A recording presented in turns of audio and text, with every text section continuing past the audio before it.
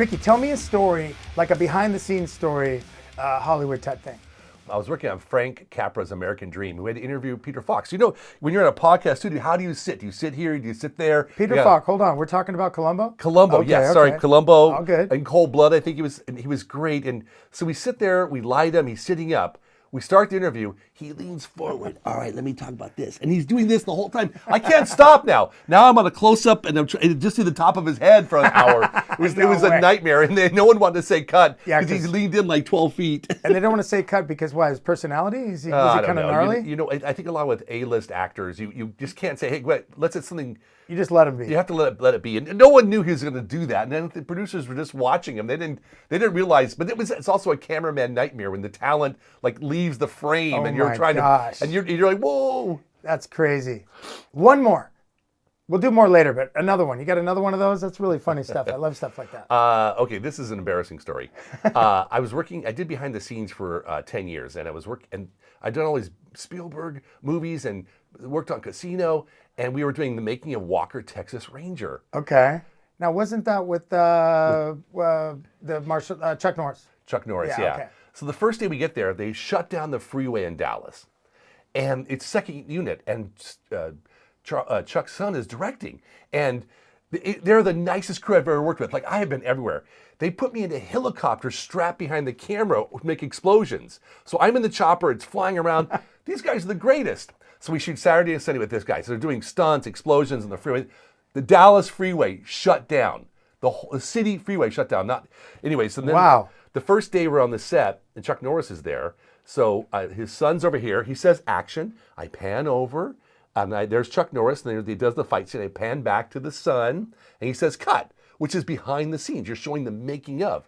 Okay. And Chuck Norris yells at me, hey, did you get that kick? And I go, Steven Spielberg never asked me if he got the shot. And the whole set went quiet. And all these people that were nice instantly didn't know me. And I go, I'm going to be fired. I am going to be fired today.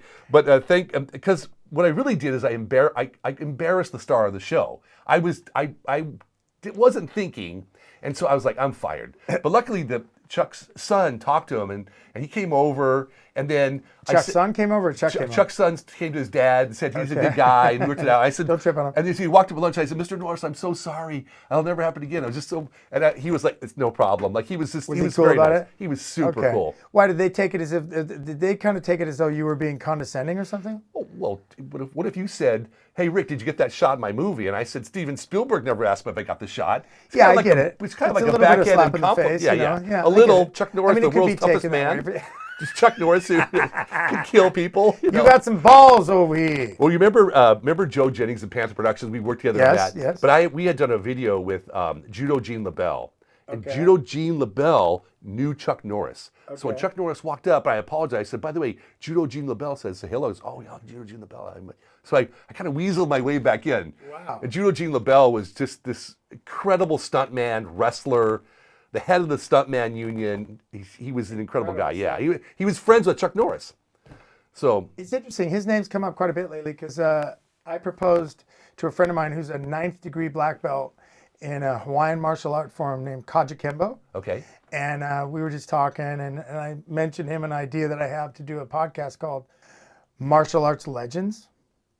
And he just instantly popped on it. And he was saying, oh my God, every episode of that series would be a different martial arts legend from all forms. Could be Krav Maga, could be judo, could be karate, could be kung fu, could be Kajakembo, whatever, jiu-jitsu, obviously, right? But imagine every episode. So then he's just blown up on it. And he says he thinks he could, for better or worse, he thought he could, he thinks he's connected enough to bring me Steven Seagal, okay? He mentions Chuck Norris's name. I'm like, in 2 days, I've had Chuck Norris come up all around me, just in kind of an interesting way. Tell me something about, I have a feeling there's a brewing, what's the name, Steven Seagal story.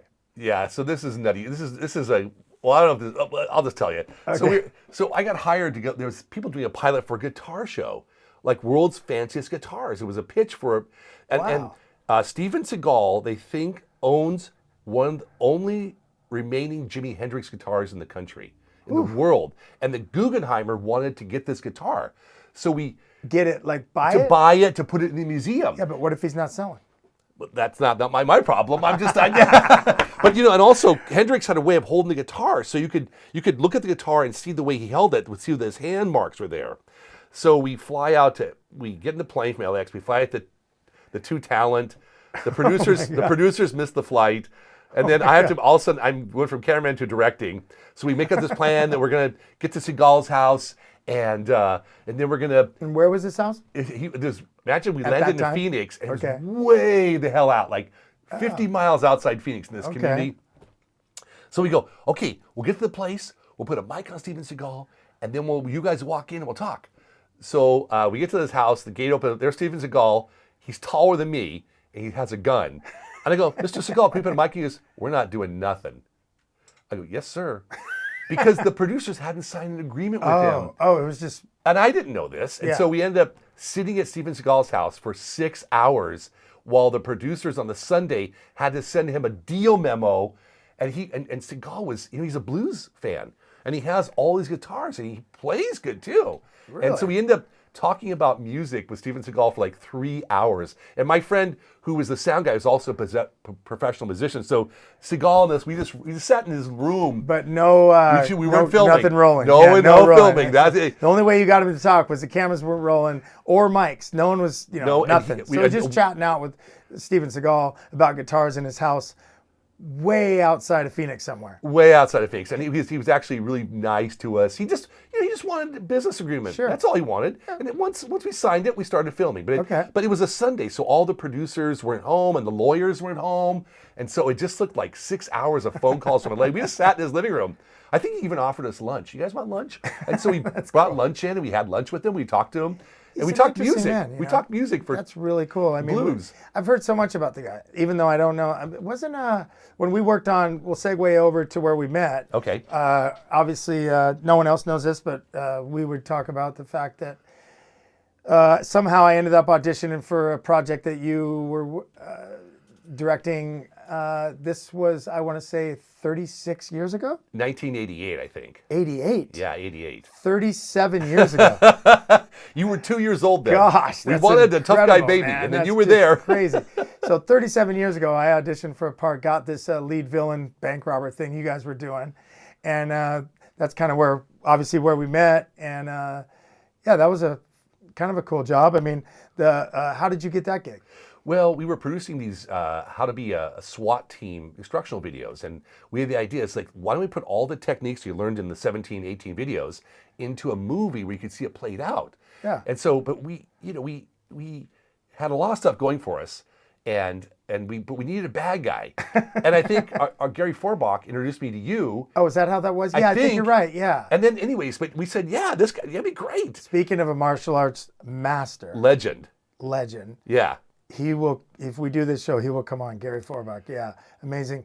So yeah, I think you're right. I think there was a Gary Forbach connection in there. Yeah, but the more important thing is that you were so easy to work with. And listen, what I think when you start directing more and more, you realize you don't need to tinker as much.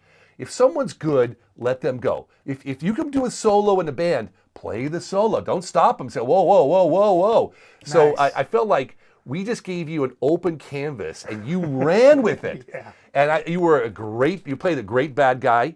And I think it was a bank robbery gone awry, right? Yes. And then you were the bad guy, but you were great. Thank you. And you were the only talented actor we had, because everybody else was like, but that's okay because we just really leaned into you playing all the part, like really holding the show together. Yeah. What I recall is I saw the script and I felt like what you guys wanted was basically a crazed, psychotic bank robber.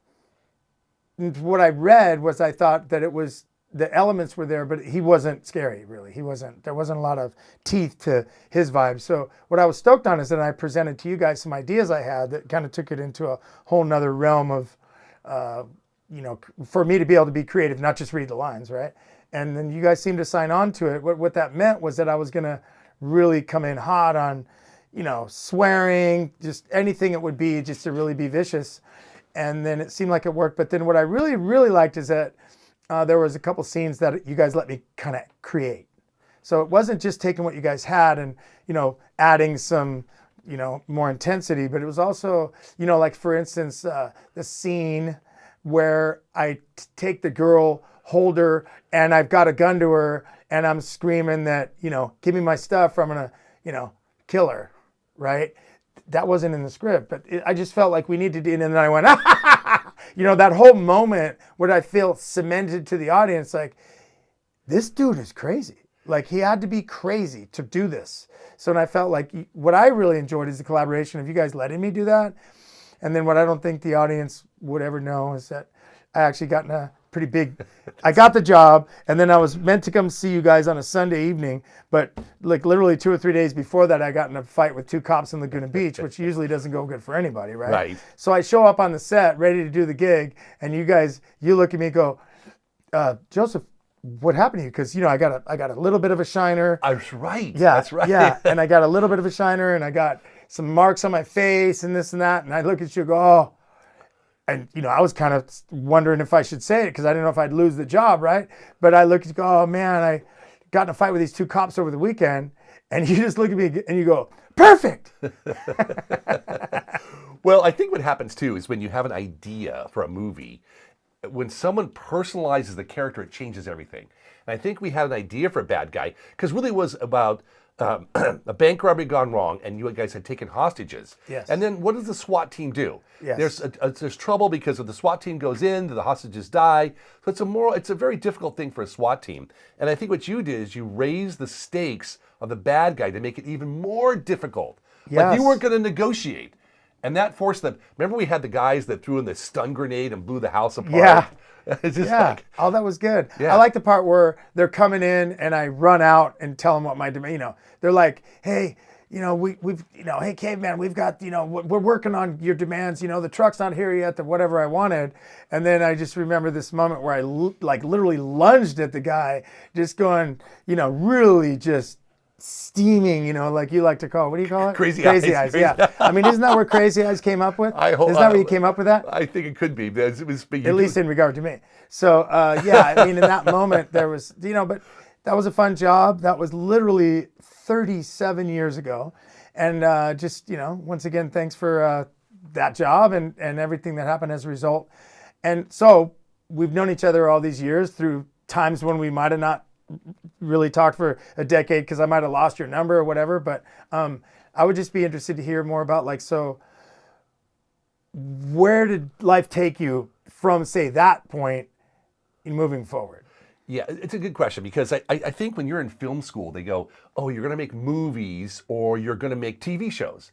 But actually, television there's documentaries, there's commercials, there's medical videos, and there's a million things to do. So after I worked with you, I worked at Corman's for a while. With Roger Corman. Roger Corman. And then I got this gig doing... Did I see his name on the memoriam? Did he just pass? I don't know. Oh, he might have passed. I thought I saw his name on the memoriam. We didn't on the work, Academy Awards. We didn't work with him. That was just his studio Oh, at okay, Venice. okay. But anyways, what I kind of lucked into is these people did behind the scenes at Universal Studios. Now, behind the scenes in a movie is documenting how the movie's made. Okay. So I was like, man, you're not making the movie. You show up and you document how the movie's made for promotional video. And also, there's only one crew on the set. You have to be approved because they don't want a bunch of people out there while the people are trying to act and do stuff. So I think I ended up doing behind the scenes on 200 movies. Oh my God. But the great thing is I got to see the best filmmakers of our time make movies. It's so weird when you're in film school and watch a movie, but it's another thing to be on the set and you're watching these people who are legends and who are making great movies. Such as, let's roll into this. I was very lucky that I got to work on Lost Worlds with Steven Spielberg. oh my God. And Spielberg is such, the first thing you know about Spielberg, he's a nice guy. He never yells at anybody. His sets are always calm. And children love Spielberg. Like he's just a nice guy. I remember the very first day I was filming with him, and we went to the shop where they're looking at the dinosaurs. And imagine if he's looking, the camera's, I'm here filming this way, and he's looking, but he goes on this side and turns to the camera. This is a great dinosaur, because he was always good about giving me a shot. And even on the set when Very they showed, generous. I think the amazing thing about Spielberg is he just has a sense of what's going on all around him. Because if we would walk on the set 200 feet away, he would know we were there, and he would do his, because listen, he's a genius. So he would start doing his thing because he knew exactly what we needed for the promotional video. Oh my Like, gosh. you know, and it was really interesting watching him work because he's so talented, and these are big movies. Now, A-list movies are an art within themselves because it's not like you and I show up with an iPhone, we start filming. No, there's 100, 200 people on the set, and they're doing big stuff, and there's explosions, and there's dinosaurs, and it's just that it's just mind-boggling how big it is. You don't realize it, and also like the reason big movies look so good, so much money, and they're taking their time. Yes. We were laughing. If we were making a low-budget feature, maybe we'd have 15 days to shoot a movie with me and you, a B movie. But a Spielberg movie might have 100 days or 120 They shoot for days. 3 to 4 months, yeah. Yeah, and plus they've already done pre-production. Yeah. And so they're already ready, and they've done so much stuff. So, I got to work on Lost Worlds, and we went to Hawaii to film Kauai. Yeah, Kauai to shoot the opening of the movie. And I have this I'll try to find this great picture of Jeff Goldblum, Goldblum is like the nicest guy. Like, and we were like, you see on the film And set. such a character. Well, you never say. Oh my God. On a film set, hey, can I get a picture with you, Jeff Goldblum? No, you never do that. Okay. You never, no. Or you're fired. You're fired. You're out. You're fired. But we were in Kauai, and we shot an interview with him, and then we shoot. Hey Jeff, can we get a picture with you? There's no problem. So he puts his arms around us, which you normally don't do. But how cool is that guy? He was super cool. Not a superstar vibe, just one of the boys. Yeah, and right? he was in that, and think of his career. A lot of stuff. Independence Did you do Day. The Fly? Yeah, The Fly, which was great. The remake of The Fly. Oh. So Yeah, because that was original like 50s or something, right? The original Fly? Yeah. Who was in that? Oh, I don't know. Vincent Price. God. And So Vincent Price, then it's, Help me. Goldblum. I mean, just incredible. Yeah, but he did it. Whoa. That made his career. I believe that made everyone take notice. They really took notice, like, whoa. It's not a normal performance. Yeah, he was Even to this day, he's still performing. Well, I think what you see a lot of times, and you have highly successful people in Hollywood, there's always stories about people that are crazy, but then there's also a subset that are highly talented, highly organized, super cool. In fact, one time, this is way before podcast, but Spielberg had an office called Amblin on Universal Studios. So it was his own separate compound, and we would go there all the time to film stuff of him. Like, hi, I want to thank the firemen of London for their award, but I just can't be there tonight. So we'd film those all the time. That's cool. But one time, this British journalist showed up, and they were just like me and you now. And the journalist talking to Spielberg, hey, what do you want to make next? And he asked him, imagine you had dinner with Steven Spielberg. Yeah. Here's the 7 questions I want to ask him. That journalist asked him, and I think it was an early form of a podcast because it wasn't a rush. And Steven was just explaining things. What do you want to do next? What excites you? And it was just like, That's amazing. It was just so real. And I'm only like 5 feet from Steven Spielberg. And that day too is a big day for me because they were sitting there and we're rolling. I go, action. So I got to see action to Steven Spielberg. It's my one. Your one moment. The one moment.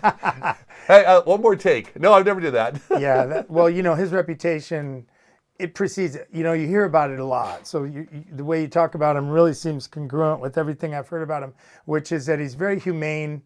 He's just really a good dude. He's really a master of his craft, but doesn't really swashbuckle around with a big ego or whatever. Like he's pretty solid. I do believe I've heard I think you mentioned something like if you're not ready, he'll just bail, but it's not like he's being a dick about it. He's just, he's busy. Right. You want to be ready. Yeah. Well, Right? I think also when you're working at that standard, everybody on the set is a top professional. No one's not amazing. At the top. They're all great. It's all top. Why wouldn't you have all top people around here? Pretty much the top guy, right? Yeah. I mean, his movies are just. If Spielberg called you tomorrow, I'm going to study and get ready. I would spend a month getting ready to be on the set. Whatever you want, I'm ready to go. Yeah, because he's just bringing that kind of work. Really is. We were laughing earlier. There's an unwritten rule on the set. The reason there was only one crew on the set is when you go on a film set, you don't walk up to Tom Cruise. Hey, Tom Cruise, how you doing? What's going on? I like your. No, you don't. You don't talk to the talent. Now, if the talent talks to you, that's okay. Then Yeah. you can say, oh, well, you know, and I got a quick funny story. Remember the movie Fargo with Peter Stormare? Yeah. Stormare? You remember he was the bad guy in Fargo with Isn't the he blonde always the hair? bad guy? I don't know, but Buscemi was there and he was the bad guy. Oh He my was so gosh. I mean, that guy's really intense. it scared the shit out of me. Yeah. So Peter's in the Lost Worlds and we're shooting stunts. So they blow something up and it's 4-hour reset. And we're shooting all overnight. So for some reason, we're standing in the middle there, we started talking. I talked to him for 4 hours. And the first thing I said, I was like, you scared the shit out of me in Fargo. And he was like, oh yeah, that was gonna be, but he was like, he was the nicest guy. Opposite of what his character there was a mean bone in his body. Wow. And we talked for 4 hours. That's amazing. And just about life and shit that comes up in life. And who would know? Because, you know, his characters are so kind of seem different than that. And I like that. I like that when people actually can be who they are. I mean, it's also cool to see people who just show up and kind of you feel like they're just being themselves. I don't know who comes to mind like that. Is it maybe Jack Black or someone that you just feel like, you know, that's Jack Black, that's Jack Black. Yeah. You know what I mean? He's kind of just a funny off the wall kind of wacky guy. I mean, some people just really see him. And then you got people like, I mean, the quintessential like Anthony Hopkins or something where all of a sudden he transforms over to the, like you see him on an interview, you know, he's pretty just down to earth guy. And then all of a sudden it's just like, you know, talking about eating you with wine or something. I mean, it's just, you know, pretty intense guy. So I was working on this Jimmy Buffett Margaritaville video. And so we're in Long Beach and they have the clipper out there and they're shooting. It's a huge crew. I'm just doing like barely second camera gripping. So about 11 o'clock, this motorcycle pulls up. And we're like, who's this? Helmet comes off. It's Harrison Ford. And he didn't have like an entourage or a limo. He just rode his motorcycle to the set. Oh my gosh. And come on. That's the coolest. That's what, isn't that kind of the vibe back in the day with like Steve McQueen? Not that you ever knew him, but I'm just saying like the vibe I always had with certain guys where they were like the anti-Hollywood types, you know, the people that would just be like that, roll up on their own, riding a motorcycle, you know. Then there's the entourage people, right? I mean, they have a whole show called Entourage. I'm just saying, the whole Hollywood entourage thing or whatever. Whatever, there's different types for different, you know, it's all good, whatever. But yeah, I think to me, I grew up watching 007 with Sean Connery. Okay. And we were doing behind the scenes on The Rock. Okay. And we got to interview Sean Connery. Oh my God. And he's tall. I'm 6'3". I think he's like 6'5". Wow. Like the guy is, and he's not like he's this way. Yeah. Like he's big. He's big. So we shot the interview wide. and we're like. He's like lean and wide, right? I think it was a bodybuilder before he was, anyways. And so we finished the interview and I go, Mr. Connery, it's just nice to meet you. And I shook his hand and he was like, it's nice to meet you. He was really a genuine person. I always got that vibe. You know, you never know though, right? You never know. Because some of the people that you hear and then you hear they're just total dicks and it's like, really? Wow. Like, I don't want to get into that too much, but I mean, I've just heard these stories where you think someone would be so cool and all of a sudden you hear like some they were just total dicks. You're like, why would that be? I think it's difficult too when actors are acting. They get in the method acting and they're in the character and you're not to interrupt them. Oh, definitely. No, I mean just out at lunch somewhere, you know, like you're not on the set. Like, no. Right. I was, who's the guy with the, plays the Tombstone, has the big mustache, Sam. Elliot. I think Sam Elliott, we were working on We Were Once Soldiers. Oh my with Mel gosh. Gibson. Oh my gosh. And that was, isn't that a epic. Randall Wallace was the director. Oh, Randall Wallace. I thought Wallace. It was a Terrence Malick film. No? Well, it could be, but that's the guy that wrote Braveheart. Okay. Wow. And I remember we were doing behind the scenes, so we would fly out, we would drive up like for Paramount, we'd shoot behind the scenes on the big. When you shoot behind the snes, you don't go every day. If you're gonna have a massive napalm explosion, you show up that day. Sure. And so again, there's like a 4-hour reset. And I've been a cameraman for all my life, and I remember I went to visit Randall Wallace he was directing. Okay. And it was 4 hours. So we're walking there, film a little bit, and I just started talking to him. And he was the nicest guy and so talented. And then I thought to myself, after I left that tent, after talking to him for an hour, I go, I want to direct. And the next day someone called me for a directing gig. Oh my gosh. Because he motivated me into thinking, that's how I'd like to be on a set. Because he was really organized. I think he built a model of the whole battlefield. Damn. And he spent a year and a half preparing for that movie. Incredible. Well, Yeah. it's a really good movie. I think it's one of the very respected war movies. Yeah, it was Right. great. Yeah. Yeah, that's just really interesting. Even war movies themselves are just such a genre. But yeah, moving forward, what out of those stories, what would come from that as far as journeys in life as you proceed forward? Well, I was very lucky that I got to meet Martin Scorsese like 6 times in my life. We interviewed him like a couple. It got to the point where he almost recognized us. I got a funny story about someone does it. I'm gonna write this Oliver Stone story down. Oliver Stone. I got to write Oliver Stone story. We'll segue into Oliver Stone next. So I mean, it seems natural. Scorsese to Oliver Stone. Stone.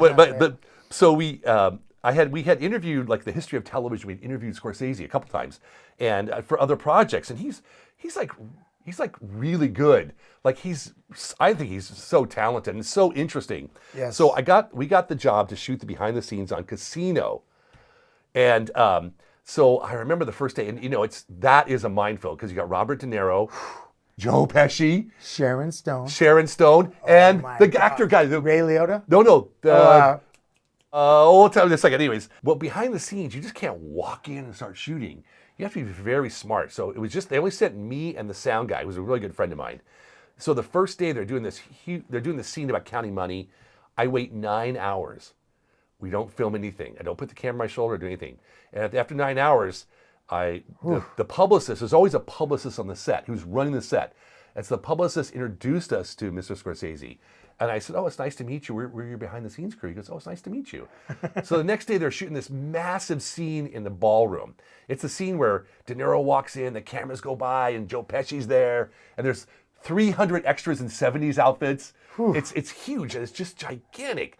And but Scorsese knows us now. So he says, come on, film me. He's like a grandfather on speed, just runs around. He's like so much energy, like I wish I, and Oh my God. and then Joe Pesci's like, "Marty, who are those guys?" He goes, "They're my B-roll guys. Leave me alone. Let's shoot. Come over here." We start just fall, because what are you gonna say, no to Scorsese? You're not gonna say, no I'm not one's gonna gonna film say that. no. So we would go, and he was so interestingly talented. And I think another thing too is, I think again the preparation that they do for these big movies.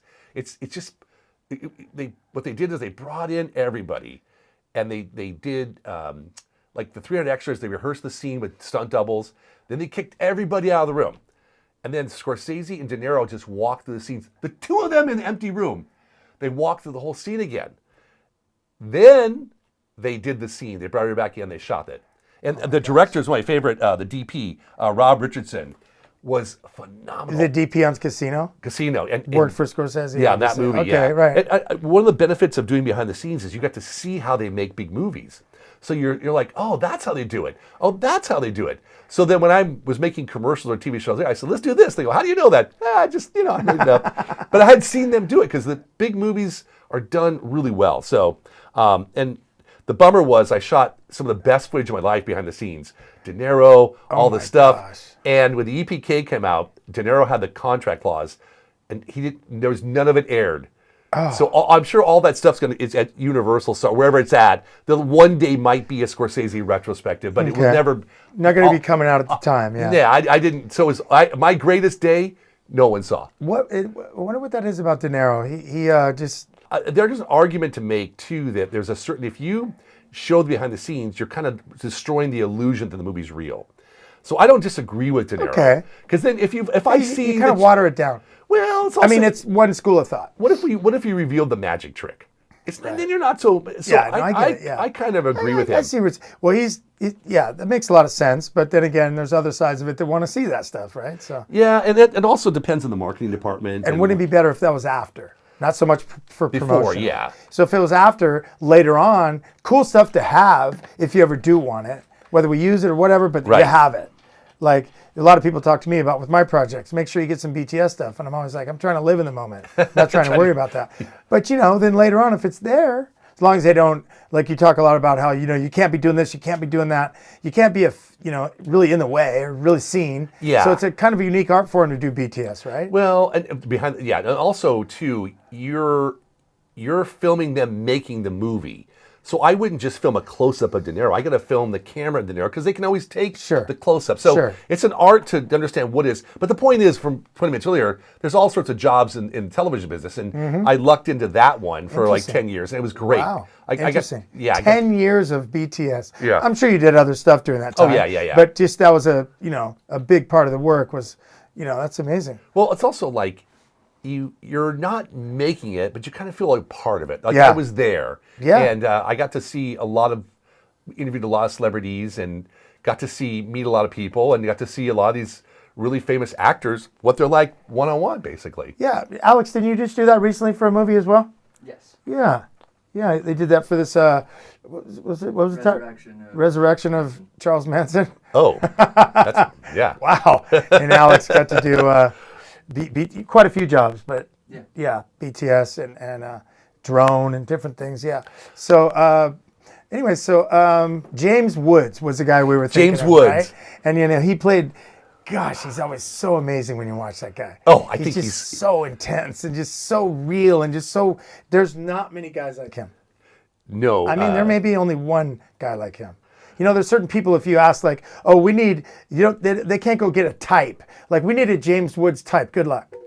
I just feel like there's that's one. out. There it is. Or if we need a McConaughey type, I mean, just go get McConaughey then, because you're not going to get it.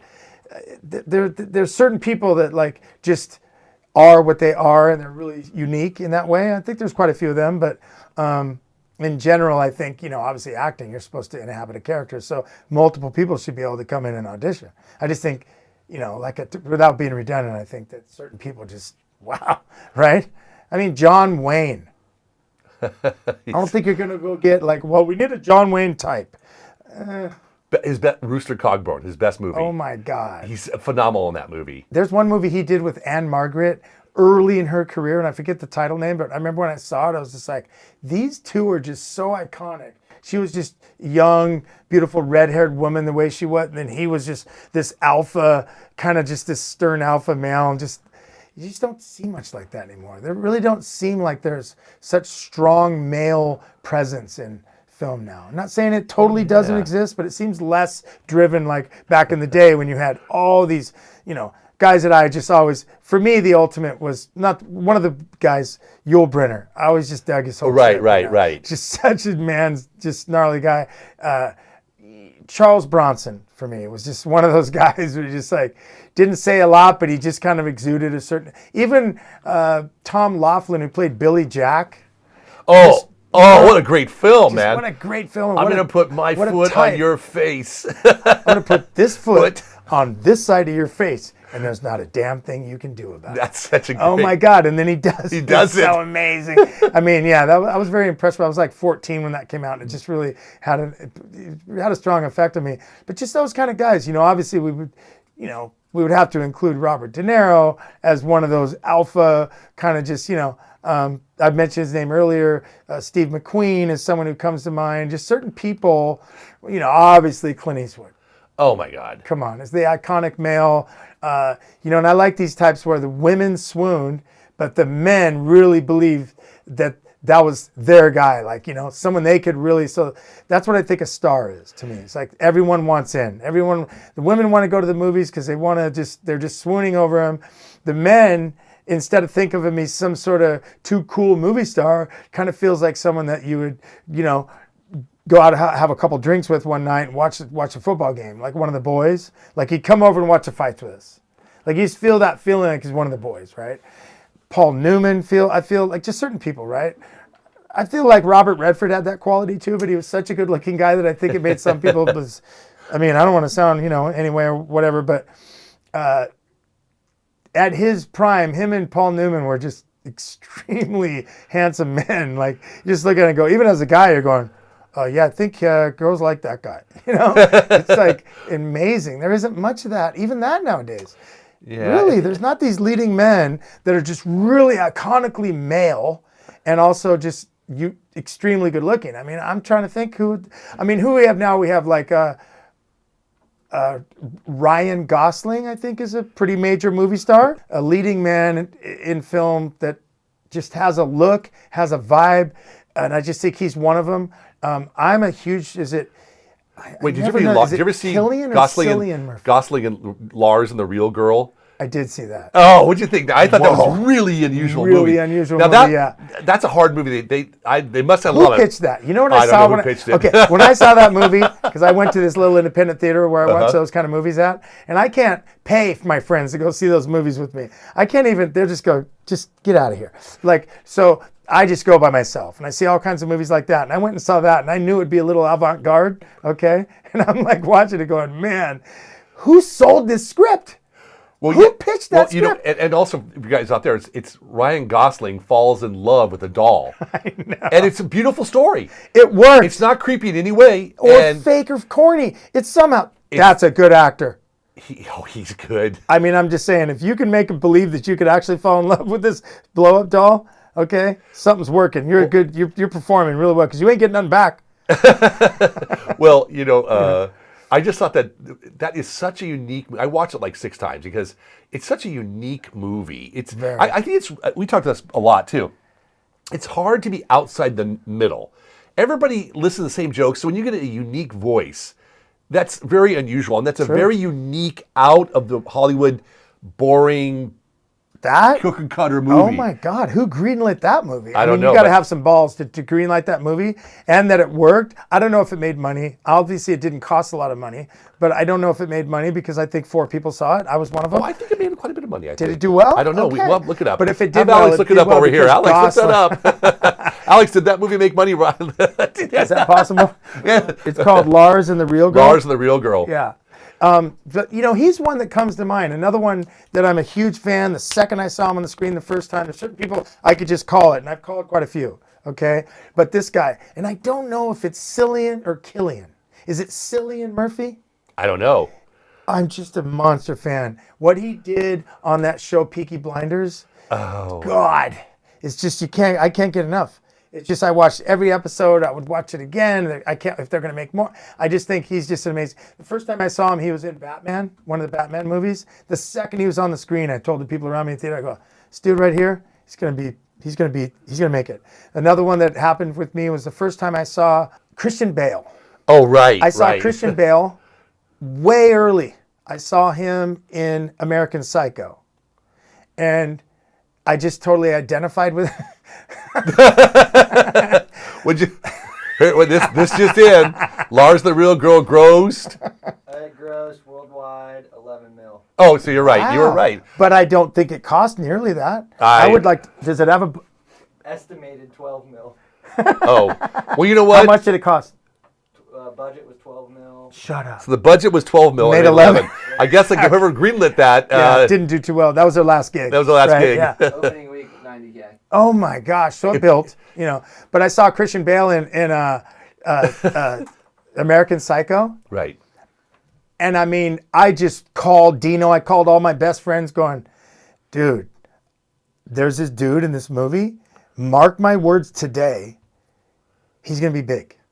And he wasn't known here. He was a British actor. He was known there. He did some stuff over there, but in Britain. But I mean, he came here and did. It's just, oh my God. And hey, I mean, the guy hasn't done too bad for himself, right? Right. Amazing actor. One of my favorites. Another one, just different people. I called again because Dino always tells me like, I remember when you told me about him, and then I told him about McConaughey. The first time I saw McConaughey in Dazed and Confused, and I was like, that dude's gonna make it. I don't know. I just feel like he's gonna make it. I mean, that's 2 for 2 on that one. Okay, and then so same thing with bands. The first time I heard Nirvana was in 1991 on a show on MTV called 120 Minutes, and it only played at 1 a.m. And I just saw this one song. The first song they put out, I believe, was Teen Spirit. Oh, Smells Like Teen Spirit. And I literally went, oh, that's going to be huge. They're changing things, because right before that it had been like hair metal and all that. Well, I liked some of that too, but I could just tell that was kind of peaked, and it was kind of becoming a mockery of itself with some of the bands they were signing. It was starting to get watered down. I don't want to name, no disrespect to anybody, but boom, comes this new genre of music out of Seattle. And you could just see it and feel it and smell it. Smells like Teen Spirit. But Thank you. I did, and it did. And then came Alice in Chains and, that whole scene. And there's just certain moments, even now, there's certain bands where you just go, oh my. So with acting, music, creative stuff, there's moments where people are like out, they just break out of the box. And I just feel like if we're lucky, we get some of that. But nowadays, who we got coming up out of the, to get strong male presence and I don't know. I don't know. I like the two that I mentioned. I feel like I might be missing somebody, but I don't know. It's hard that they do these Marvel franchises, which become Yes. very just like cookie cutters. 100%. And what are you going to do? Or even Star Wars, it's become very cookie cutter. So Yeah, I can't how are you even going watch to grow your career? And I think that the curses, we talked about a lot, like you play a great bad guy. You're funny, but no one's gonna, if you're a bad guy, you're not going to play a funny good guy. It's so hard to jump that thing. And I think a lot of actors could do a lot of different things. They don't get a chance. They never get a chance. Well, let's name one that really did absolutely blow minds with crossing boundaries. Robin Williams. Oh my God. Oh my God. This guy can make you laugh till your stomach hurts. And then all of a sudden he does a movie that just makes you cry, think, just feel all these totally different things. And you're going, now the flip side of that would be someone like Jim Carrey, who can really make you laugh. Like it hurts how much he can make you laugh. Some people, I don't know. Myself, certain times when he came out, when he was on it, Saturday in Living Color, and he did Fire Marshal Bill, and certain of the characters he did, I would just lose my mind. I thought he was one of the funniest humans. And then he got Pet Detective. Ace Ventura. Yeah, Pet Detective. Corny and wacky or whatever, but it's kind of like Jerry Lewis kind of humor. I mean, just so funny. But if you've seen him in a drama, you're always waiting for him to crack up. Like it just doesn't, it doesn't work. Nothing against Jim Carrey. I think he's really good at what he does, but he did get a chance to try a couple of those. And it's just, it wasn't horrible. It just wasn't on the mark of his comedy, right? Well, so, it's hard to do that. But Eternal Sunshine of the Spotless Mind is my amazing. favorite Carrey serious role. Yes. I think but the movie's terrific. Yes. The movie's trippy and weird. You're completely. Isn't that what's that director? He's got a French sounding name. Oh, yeah. Yeah. Parlez-vous français. That's who it is. But I got to tell you, remember you said you got to watch Good Will Hunting. I said, I'd never seen Good Will Hunting. Shut up. And you said watch it. So I watched it, and Robin Williams is, I think, the best part about the movie. 100%. He plays a therapist. 100%. And he is so great. Oh my! He's the catalyst. center of the universe of the whole thing. Exactly. Yeah. And Matt Damon has to go through all Robin Williams to grow. Oh my God! And learns. It's like the father figure he never had. It's just so brilliant. So well written. I think after you told me, I watched it 6 times. It's such a good movie. Yeah. It's such a good movie. It's in my top 5. Right. It's the 4th. It's currently at the 4th slot on my top 5 all-time movies. For every reason. I mean, every single part of it. What Minnie Driver does in it is so moving. Oh, she's great. So good in that movie. She's so awkward and weird and cool at the same time. It's such a blend. And obviously what, Matt Damon and Ben Affleck did, how they, what Casey Affleck and Cole Hauser. Look at Cole Hauser now with what he's doing with Yellowstone. I mean, this guy's just had such an awesome thing that he's done with his career. He's just keep Casey Affleck. I mean, they're all doing really well. But I think at the end of the day, and also the professor has got a Swedish or German sounding name. That guy's been in everything. He's been in everything. Everything. And I think he has a son that's in acting as well. It's very famous. I'm having a hard time. You know what? Maybe we should have taken Prevagen before we started. Then we get the thought about get some names. Pre-looked up the people. Yeah, it'll come to me, but it's a fairly difficult name too, for me to sometimes remember some of those. Maybe his last name's Stromer. Stromer. Stromer. Oh no, Stromer. You're like, come on, man. Stromer. Stromer. I don't know. But yeah, so I don't know with nowadays. I hope we can get some, obviously, I'm a major movie fan, both sides of it. And, but on the performance side, I'm just drawn so much to like what De Niro does, Pacino, I mention him again and again, Steve McQueen, but obviously Marlon Brando. I know I'm forgetting a couple of my favorites, but who can say anything against Daniel Day-Lewis? I mean, some of these amazing. My God, right? But I just don't know what's coming up. What I do know is I believe our system is flawed. I know that a lot of parts that are happening through our universe parts are being earned not given to, but earned by Brits, Aussies, and some Irishmen, a couple of Welshmen. We've got Gerard Butler from, I believe he's from Wales. We've got quite a few people from Ireland. Right. You know, a lot of British actors come in. A lot of Aussies are coming in. Some of my favorite guys are out of Australia now for a while. The guy who played in Vikings. I didn't see it. So you're way ahead of me on It's this. insane. But anyway, I just saw him on a talk show. He played the lead in Vikings, and he was just Ragnar. Oh my God, it's such a powerful. The guy that was in the biker show on FX, and he's had a big career. Sons of Anarchy. Sons of Anarchy. A couple guys came out of that.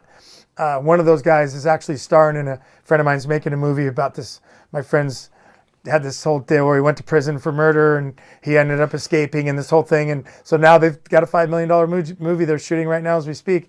So there's some stuff going on. It's just, where are we going from here? Even just from watching a lot of the different speeches at different award shows and different things that's going on, there's a real discussion about how things are going in terms of the business end of film. Right. It's very challenging through the distribution ideas of, okay, we're trying to keep the theaters juiced, but then there's all this streaming. There's no more DVD, which lost a lot of credible income for people on the back end, right?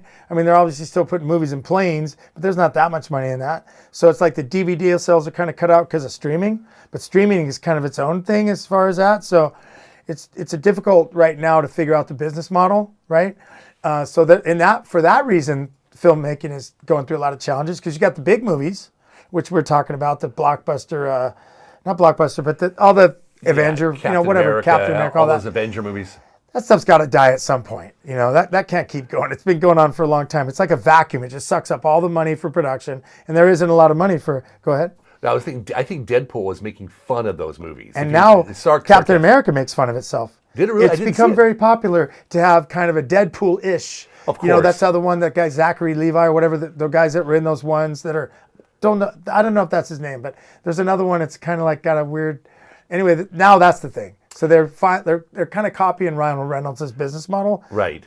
Well, they were making. Remember a couple years ago they were doing Suicide Squad. Yeah. And then Deadpool came out while they were production. Yeah. And they went back and reshot. The rumor has like 28 days where they tried to make the movie more Deadpoolish, but they failed because Deadpool is a unique one-off, and yes, you have to be. You just can't. Not everyone can be Ryan. I'm not going to go on stage. Ryan Reynolds has great comedic timing. He really does. He does. He's got this irreverent kind of funny, off the wall, don't care kind of vibe. He'll do stuff, make go, what? And then it's really funny. Even he did that in some of his rom-coms. He just had a certain quality, and he's obviously killing it. Yeah, I remember I was doing this show for Microsoft, and I left Seattle, and I started watching Deadpool, and from the credits I was in. I think it says directed by an asshat, and the real heroes are the writers. And from the very moment, I couldn't stop watching. Yes, and it's just, again, I think that's a unique voice, which is difficult. It's true. He is a unique one, and like I said, I think he's laughing all the way to the bank. But I also think it's kind of just who he is. He wanted to bring something different to the table. He didn't want to do the cookie cutter thing. Right. And he got to do it, and then we as the audience bought in. Well, who's the writer guy you like? They took the writing class from. Robert McKee. I took a Robert comedy class. He goes, comedies are usually making fun of something. So he's making fun of all those bad it's incredible. Avenger movies. It's incredible. He mocks them. He mocks them. It's like a mockery, brilliant. and it's brilliant, and it's smart, but it's funny, and then you don't take it serious and be offended by the fact that it's not realistic. Like you're just totally bought in because you're like, well, cool. Now we're just having fun. Once we're just having fun, we can buy into a wider gap of what we could bring. Because when they're supposed to be, I mean, obviously they're not believable because it's supposed to be sci-fi or whatever. But I mean, we know Superman probably doesn't really fly. What? It's just, but he does. It's like, and then so we got to buy into this. What Robert McKee, I believe, I liked so many things about what he taught, but he talked a lot about the realm of believability. Right. Interesting. And for me, it's always, even before I, went to his classes. I always liked that. I was always affected by the movies, whether I knew it or not. I just looked back and went, yeah, all the movies that really affected me. The first movie that ever affected me, I saw when I was about 5 years old in the theater. It was called Born Free. Oh, okay. It just, affected me. Like I was crying as a little boy in the theater. I was, people talk about Old Yeller, similar, kind of like just you're gonna cry. Like it's just touching. It's humane. It's, and then, for me, the next one that really did it for me was, there was one in between, but then the next one was many years later, about 7 years later. I was about 12, and George Lucas's first film when he was still a film student came out. It's called THX 1138. Right. Oh, then I knew you could really bring thought and creativity. You could just blow people's minds with a world you want to create to tell a story that could make sense in the world you live in now. Like where storytelling really became like, whoa. Of course, that cemented it for me. I knew I wanted to somehow be involved in the process of audiovisual entertainment. Whether it be TV or film or video, whatever it was, it didn't really matter to me, even if it was just live. Just the idea that you could kind of portray something that could make people think. Yeah, and after working on many scripts, I think the hardest part is writing and storytelling. Listen, we can come to the set, we can put some lights up, we can get a camera there. That doesn't mean anything. And I think when you have the master storytellers and the heroes going on a journey, you're affected by it. Yes. But I think that's becoming more and more rare. It is. Because it's very difficult. It's very difficult to do. It's almost impossible to write. And then also, when I was in film school, this guy got up and said, his director was a film school. He goes, "Good movie, bad movie. I'm getting up at 5 a.m." So you can go out there and work your ass off, and maybe the chemistry's not there with the actors. Totally. And then you don't have a good movie. It's not. You tried your ass. You worked your ass. It doesn't happen. Speaking of chemistry, something interesting I wanted to bring up to you, and I think we've talked about this before, is when you say you're the director and you're hiring actors, and everyone has a process. Some people are method, some people are anti-method, some people just, they all do different stuff. So I believe it was the original Joker with Joaquin Phoenix Interesting. and Robert De Niro. And from what I understand, from things I've heard, was that De Niro is a very prepared version. He likes to do table reads. He likes to practice. He likes to set it up and run through scenes and really get it worked out. Right. From what I understand as well, totally the opposite of that is Joaquin Phoenix likes to show up and blow up. He just he don't want to practice. He doesn't. I don't like practice. He doesn't want to do script table reads. He doesn't want to prep this. He just wants to show up and blow up. Because I feel like he thinks it'll take some of the magic out. I don't want to do it before. I just want to let it, if we take a few extra takes, deal with it. Because we're going to find our spot.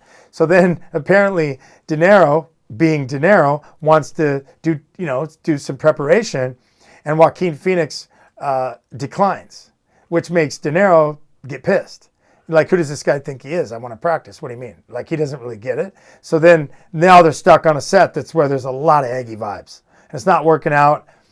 Interesting thing about this movie is, as it worked out in the scenes they were in, that tension that they brought worked really well. It made it. Yeah, there was something going on between them. Yeah, they were eggy already. So when they were in the scenes, that egg was just all over the sandwich. It was an egg salad sandwich with no mayonnaise. But the thing is in general, I think what I took away from that is to go, well, I think I would ask the actors that I was hiring, what's your process? Because even though your process shouldn't matter, because only what matters is what ends up on the screen. Right. Sometimes you're putting a group of people together, right? And it would be interesting to find out, well, what's your process? And I think what I took from that is I might ask people in my life, if I was in that spot, I might ask, do you think your processes might work together in collaborative energy? Or would you guys just be battling? That's tricky because a lot of times agents like CAA and APA and these, they push the actors in. So you don't always, I think. You don't have a chance at it. And what I found after directing for many years, the director's, you think he's the top. Oh, no.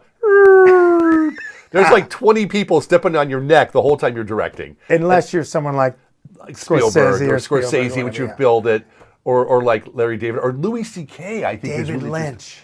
David Lynch. God, I got to mention him. Oh, my God. He recently passed. I think he did, yeah. I'm just saying, certain guys, you would at least hope that they get to basically do what they want, how they want. To some degree. I mean, there's probably still some executive up there giving them something. But I think at a certain point, people get to be artists. They get to do it their way. Because Yeah. they've proven that their way works. Well, also too, I think there becomes relationships. Wasserman and Spielberg have these relationships where he never came to the set, and Spielberg and also Because they trust. God, Brian Clint Eastwood. Gras- No, Clint Eastwood and Warner Brothers had a thing when no one's going to come to the set and tell Clint Eastwood, "Hey, why don't you move the camera over a foot? Hey, Clint, go in there and tell the orangutan what to do." No, could you imagine that? Oh I my wouldn't do God, it. that's it. See what I mean? And I think there's less of those kind of men nowadays. Growing up, I looked up to certain male figures that I felt like I wanted to grow up to be like, in a sense. I don't know if I consciously was saying, I want to grow up to be like, Charles Bronson. I mean, maybe a little bit, but I mean, I think it was more subconscious. So Right. now I'm looking at like, for the young upcoming, just like for women, they have their people they look up to. I'm just saying like, who is it that would be those kind of guys that would represent that strong male? But strong and vulnerable. I don't mean strong, chauvinistic asshole strong. I just mean strong energy in a sense, Yeah. dominant energy or whatever. What's his name? Oh gosh. Now this is where we need a computer. who is the Spartacus? The guy. Kirk Douglas. No. Yeah. I have a great Kirk Douglas story. But anyways, God, you love it. We saw the scene where as he runs up and he kills the soldier. What's his name? He's Jennifer Aniston's husband. Brad Pitt? Brad Pitt, I think, is pretty good. No. I got to set that straight. What? Brad Pitt is way more than pretty good. Brad Pitt is amazing. Right, but he's a very positive male role model right now. I'm with you 100% on that. Yeah. And I actually think so is Matthew McConaughey. I really do. I feel like those two have this unique quality where you dig them. They're cool. They're one of the boys. They're good. The way they are, they're not like, it's questionable when Brad Pitt was with Jennifer Aniston and he left to go with Angelina Jolie. Right. That was a little tough for a lot of people just because they like her so much, and then he just bailed on her because whatever. I don't judge. I'm just saying that might be one for him, but what I like is that you don't hear stories about how he's out screwing a bunch of girls, or he just seems like a good, like, have a girlfriend. Oh, it didn't work out. Then that was the one where he kind of switched but from what I heard, Jennifer Aniston did want to have children. So I think he kind of wanted to have kids. Look at Angela, and she wants all the kids in Cambodia. But the thing is just that I feel like that dude I just really gravitate toward everything I've always heard and felt about him intuitively, all the interviews I've seen. But why I don't feel he gets anywhere near the credit for what he deserves is because when you look at where he showed up to the party, he showed up on an episode of Friends or a couple things like that. Right. But then he got the part in Thelma and Louise, where he kind of got seen as like a that's right, pretty yeah. boy, kind of, whatever, good looking guy. All the girls like, oh my God. And then he gets another one, I think, which but where it all shifted was when he took that role, California with a K. Oh my God. He was such a redneck, dirty, foul, disgusting criminal murderer. Just Juliette Lewis. He was so demeaning to her.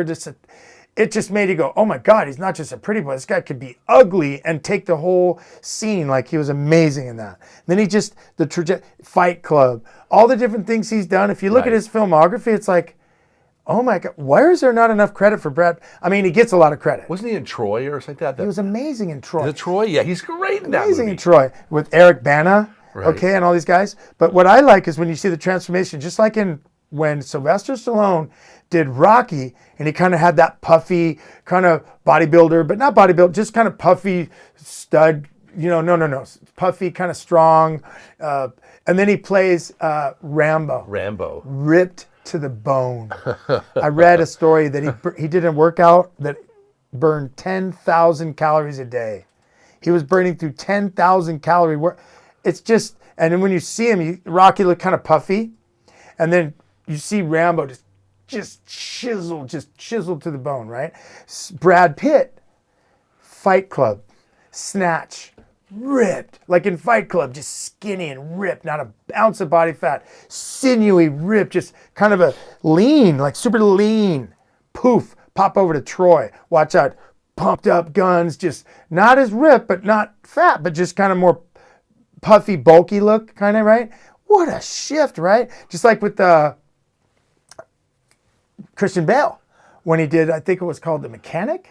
Oh, yeah. Oh He my dropped, God, he lose dropped down to like 90 120 or pounds. something. Yeah, He something it's crazy. Crazy. Yeah, and then he's right after that he plays Batman, just all bulked up. I mean, even though he had the suit, he had to fill this. He bulked up. So he went from, and then who really did that was, oh my God, he went through it for a while. When McConaughey did Dallas Buyers Club, and he was like AIDSy kind of whatever. Oh, right. That's and he won for that, I believe. Yeah. He got the big award for that. And then he's in other movies where you're just like, wow, is that kind of, you're just going, wow, these guys really go after it. I mean, and they take a hit. Like it took a couple years or more for McConaughey to kind of start looking okay again. He looked emaciated and drawn. His face, you were just like, whoa, that takes its toll. Obviously, the original was De Niro when he did the fight movie. I was gonna say he gained 90 pounds. Marciano was it Rocky? He played Rocky Marciano. What's the name of the movie? In Raging Bull. And he gained 90 pounds. Crap. He just looks all big and gross. Just whoa. But then I want to revert to him in one of my favorite performances. I mean, everything he's ever done. It just blows my mind. But huge Robert De Niro fan. What's the one? And he's in the theater, and he's oh my God, his whole back was tattooed, and he's Taxi Driver? No, that was this is later on, and he's like a he plays the crazy guy. the crazy. Not Point what's his West, name? And the lady and the man was famous. And he Nick holds Nolte was in it. Pulls the bottom of the car. He's crazy. He talks in tongues. But I mean, dude, Great in that. so crazy. The scene when he comes in and he's sitting in a theater and the POV is from the back of the theater and you see him sitting up front of the theater with his foot up on a chair, puffing a cigar, and the cigar plume is going up into the light projecting onto the screen. And you're not supposed to smoke in theaters, so we know we're establishing a crazy, and he sits up front and the billowing cigar smoke was just hard to wrap. And he's sitting up there, and you're just going, oh my God. Within seconds, you go, this movie's, God, it was just on the tip of my tongue. Anyway, how can I not? Anyway, because I got Deadpool in my head. Deadpool keeps playing Maybe around Alex in my head. knows. Alex, I have IMDb pulled up. Who's the actor? Robert De Niro. you ever heard of him? And it's the one with Nick Nolte and I think Alex. Jessica Alex Lange. has got to do all the work. I think Jessica Lange's in it with Nick Nolte. They play the couple. I'm not sure They play the couple, yeah. Gosh, God, but it's like on the tip of my tongue. It's on the tip of my tongue. But that was the other side of him, puffy as Raging Bull, because he's ripped. Cape Fear. Cape Fear, that's it, yeah. And it's a remake. Oh my God, him and Cape Fear. Put him in Raging Bull and then look at Cape Fear, even though it is a couple decades apart. He's so ripped in Cape Fear. It's just amazing how ripped he is. But there's scenes in Goodfellas. There's this one scene where I can't ever. I'll watch it sometimes 20 times in a row. He's sitting there at the bar, and then one guy he's going to end up killing the guy, but the guy turned him on to the Lufthansa heist, and he keeps trying to go at Ray Liotta's character going, I got to get Jimmy to pay me. Jimmy's got to pay me. Well, why won't Jimmy pay me? And then Ray Liotta's character takes him aside and goes, hey, man, I'm trying to help you out, man. You don't want to go bug him right now. I wouldn't bug him right now. And then all of a sudden he goes, but he's got to pay me. I'm pissed off. And then he looks at me and goes, okay, you want to go talk to Jimmy? Go ahead. Just go ahead. Yeah, up to you. Go ahead. And then all of a sudden the guy stands there and goes, yeah, and then he starts singing to him, oh, Jimmy boy. He starts singing. I'm sitting there in the movie. I'm feeling uncomfortable in the movie because I know a man's about to get murdered.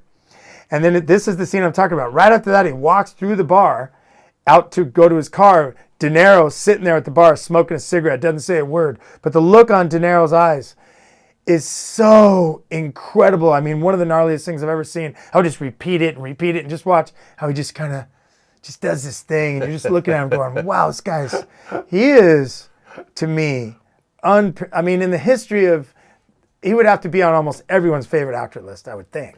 I think so. If you had so top talented. 5, wouldn't he be on like 89% of everyone's top 5? How is that not going to happen? He's just so good, Do you think it's like great music though? The top 100 like 30 years ago was here, and then as time goes on, it kind of creeps in, and it creeps in a little bit. But even in that movie, Scorsese, the music, the rolling, the Eric Clapton's, just the music they had in conjunction with the scenes.